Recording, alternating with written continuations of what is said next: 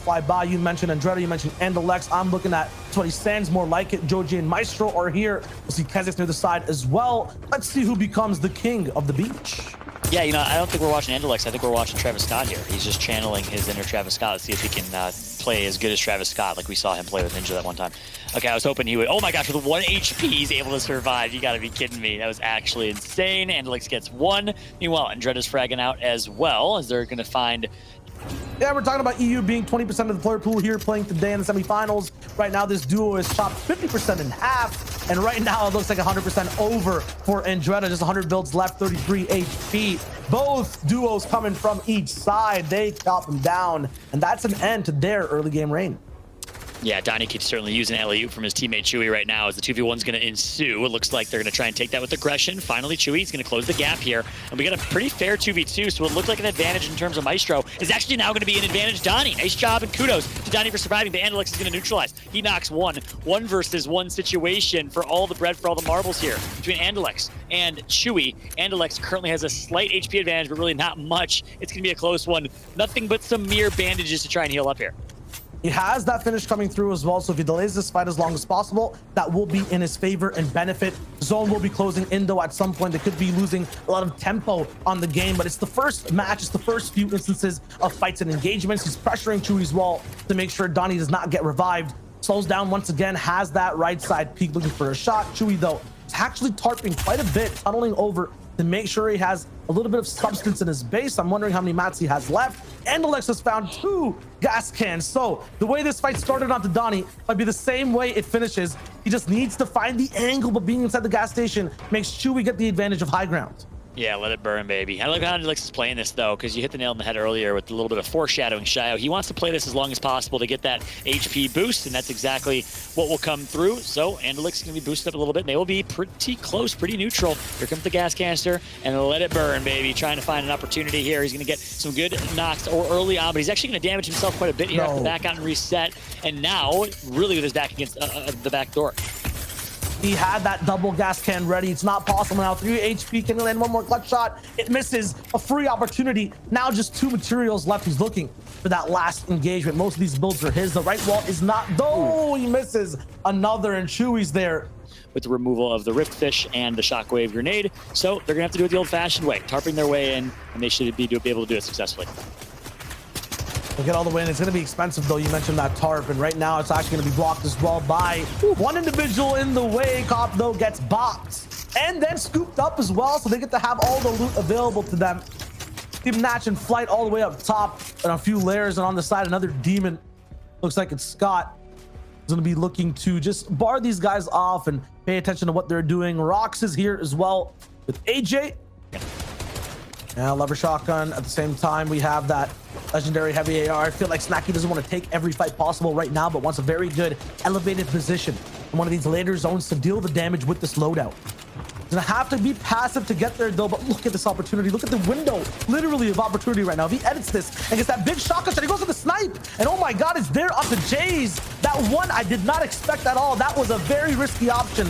Pays, though, tenfold. They get that body too. They get extra shields. He has to break down, though. Snacky actually ends up getting knocked and almost eliminated, but Slays is there to save him.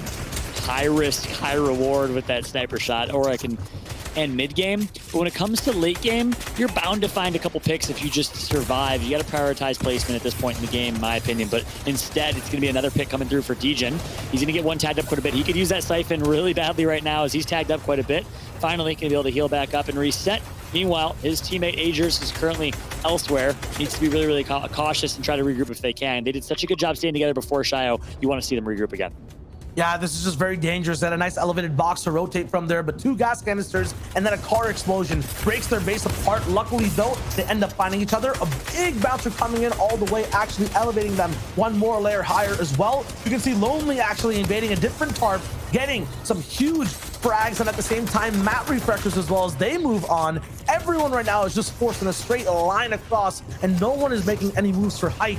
Perv is still holding it all the way up top with his duo, Matthew. Past that, though, Agers and Degen are looking to make their next move.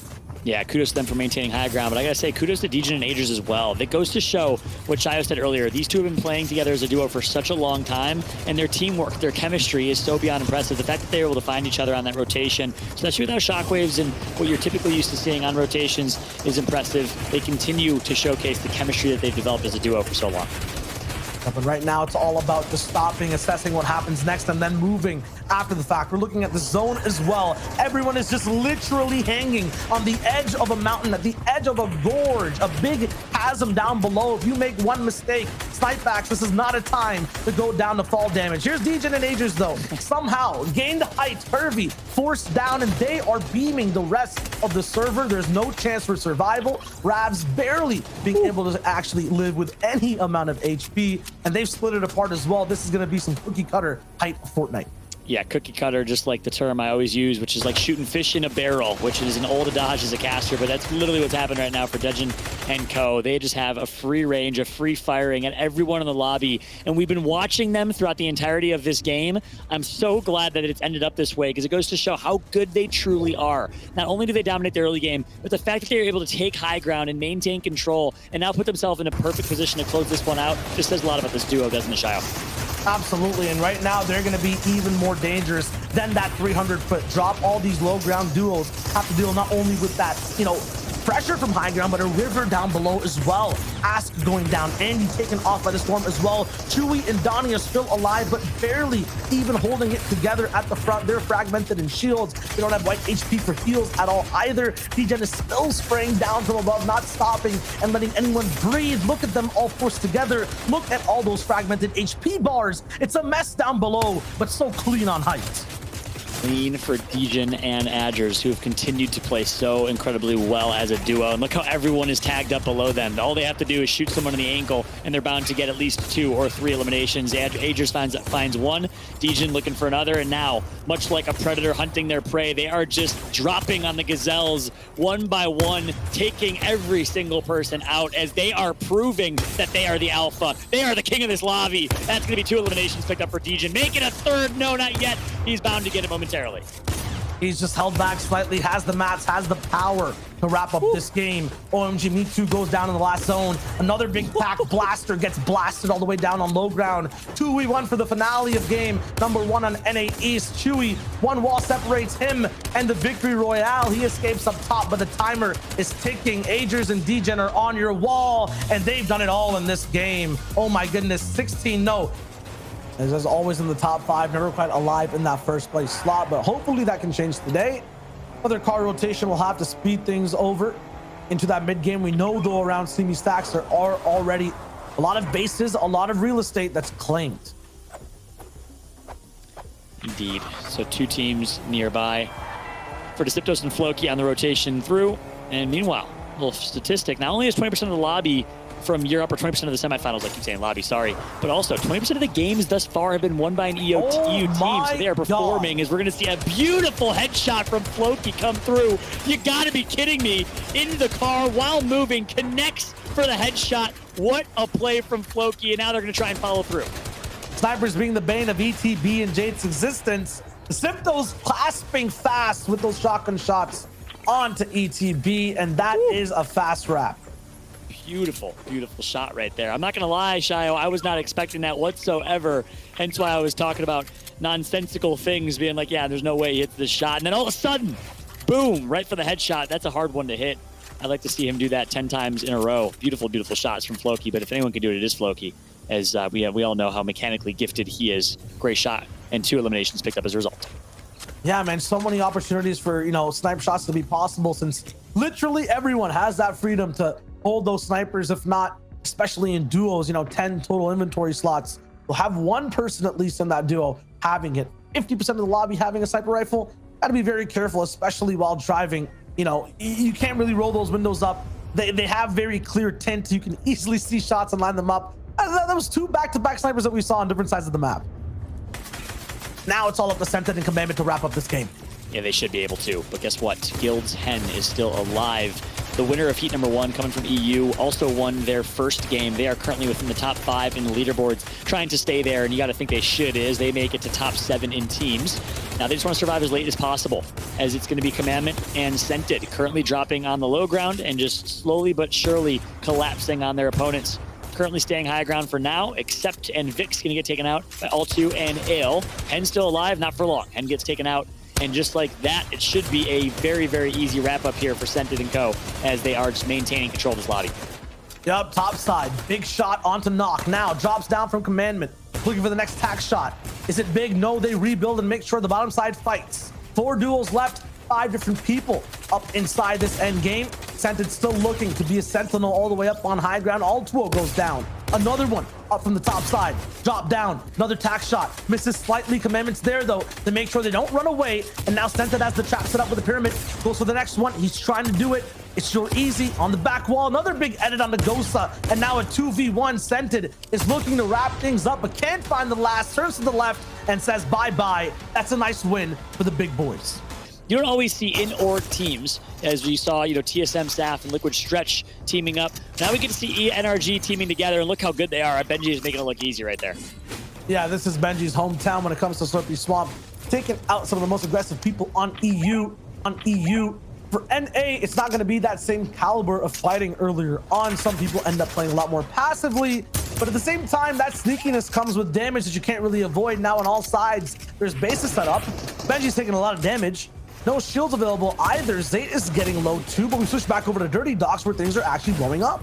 Indeed, Clarity G of Ghost Gaming is currently sitting with high ground. We know what Clarity is capable of. Saw him at TwitchCon really pop off. That was at TwitchCon 2019, and of course a couple other online tournaments. Not a whole ton of LAN experience, but the LANs he's attended, he's performed well. He gets 1 knock. That's going to be on Kaizen, the European, as it looks like he is going to have lost 1 teammate. Mikey is out. That leaves Clarity now in a 1 versus 1. Started off the game hot.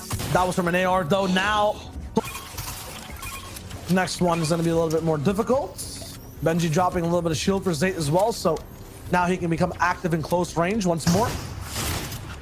Big shots traded. No more shield on either member, Benji or Areas, but Zayt is here now with a little bit of damage to put down. That finish is going to be coming through. Any second now is also big timer on the fight, but Zayt calls the clock, and that is Slurpy Swamps dominated. And it's going to be Benji that is just on the prowl, hunting right now, patiently, right outside this 1x1. Benji's playing so aggressive. How many EU players do you know that don't modify their play at all? They play just as aggressive, just as confident across ocean and with that much ping. Benji is a rare breed, that is for sure. It's been so impressive to see his trajectory. He now is going to find himself a 1v1. Too easy for Benji Fishy. It's nasty, absolutely nasty, and they're not even done yet. 3 elims to start off the game. They have 2 more, honestly, just waiting for them. Having wood walls at this point, too, is just very dangerous. Zayt going for... This should be Zayt and Benji written all over it, as Modify is going to get taken down for starters, and Bug should follow right after. Double elimination for Benji Fishy, making it look so easy. 4 elims across the ocean on high ping. Both popping a 50 pop. Both going to be all the way up top on health. They're both clawing right back on each other's walls. So a little tit for tat here, as it looks like in the end it's going to be Cadron who barely gets the advantage. 1 more shotgun shot could have done it for Chester, not to be confused with Nick Chester, former PR lead for Fortnite, working for Epic Games. But shout out to Chester, the player. I was genuinely curious because Well, the division wet humor and dry humor. Honestly, I'm surprised no one says wet humor, but we should make a chat. All 740. Can we make that a thing? Wet humor is like Bill's, like Adam Sandler is wet humor in my eyes. Or like Will Ferrell. That's wet humor. Okay. Can you roll with it? Yeah, I can roll with that. Nice. Yo doesn't get rolled here. Grogu goes down, and now there's nothing left for his dual partner to be able to help with. Styx and High Sky are in this game as well, so we only get to have even more top slots taken over. Some huge POVs to watch. They bounce her away. So we generate here too. Knifer and Pledge all the way up top. All the top 10s coming together. Indeed. I'm trying to see if Cadron's still alive, though, because I want to see if I was speaking facts or just completely was off base here. We'll see if that's the case. Because we got Pledge alive. Pledge, of course, with a solid showing in heats. Excited to see what Pledge can do. You talked about Pledge and gave him a shout out in the pre-show. as one of the kind of up-and-coming or underrated players. Well, we'll see what Pledge can do now with the big cameras on him, as they're currently sitting on high ground. It looks like Skills are going to get tagged up quite a bit. It's going to be Rex. This got to be a little careful here as Rex and Epic Whale coming from NA West. Now trying to rain on the parade of Skittles and Cease. Oh, they got sandwiched hard. Different duels all around. Cease on one side, Refsguard on the other. There's no way you get out of there free. Indeed, that was all Cease all day. Skittles was basically just bait, as Cease was able to make a rotation, flank far right, and use that flank to open things up for Skittles, who then helped close that out against Epic Whale and Rex too. That's difficult to do. A great duo in their own right, of course, coming from NA West, as we are now on board of Ethan, currently sitting on low ground alongside Chase and Sky Douche. I like that gamer tag. Sky Douche has to be one of my favorites. Little Kung Fu Panda reference and a little bit of a competitive Fortnite reference. Always seeing Zayt on height, always seeing Benji in a power position. This time it is the source material we're going to be watching overall. Ethan, Pledge, and everyone fights for what I would say would be second place. Indeed, and we've watched Benji and Zayt do it for so long, but this time it's kind of reverse roles. Usually it's Zayt holding high ground, just chilling, as Benji's the one that's flying around mid-ground, taking names. This time it looks like it's going to be Zayt that's playing a little bit more aggressive, trying to say, hey, I can do it too, young lad. Even meanwhile, Zayt is actually like 22 or something. He's young himself, but it's insane how talented these players are. For my boomer self at 28 years old, I can hardly keep up nowadays. But now we got Zayt, we got Cease, we got some veterans, and then we got the likes of Benji Fishy and others, some absolute goats in this one. High Sky alive, Chase, Joey Jenner, Aspect from Sentinels, of course, a teammate back in the day of Booga. We'll see what they can do. Zonzos to move once again, everyone on that straight line, but inside Weeping Woods, the trees can make high ground very difficult to get eliminations onto low. They'll have to shoot through those leaves. Moving straight through the forest as well. Refsguard controlling mid-ground. Joey Jenner, the captain of low. And one tree kind of broken down as Zayt and Benji get a shade of light on the rest of the lobby. Indeed. Zayt, Benji now just going to hold on to that familiar high ground, as there will be a similar situation to what we saw last game, I think, where we saw Commandment and Co. just maintaining high ground and using that high ground to find some success. Zayt's just bunny hopping his way to success, as they'll just watch as everyone in the lobby fights one another. They'll probably steal an elimination or two, and before they try and clean it up. This should be a game one for Zayt and Benji, assuming they will have an errorless finish. That's a big if. It's obviously easier said than done to play a perfect game of Fortnite. Right now, low ground looking like a clown car. Every single person sharing builds. It seems almost unrealistic for these amount of players to be alive this close together. Zayt and Benji are the only ones really on a different layer right above. The only people scot-free who haven't taken any damage. Raze goes down. Joey Jenner still at the front of everything. Ethan finding a few eliminations. Pledge over on the left side of the zone as well. He's looking for his third elimination, but he is now gaining the focus of height. Zayt and Benji claim some more pressure onto a different duo.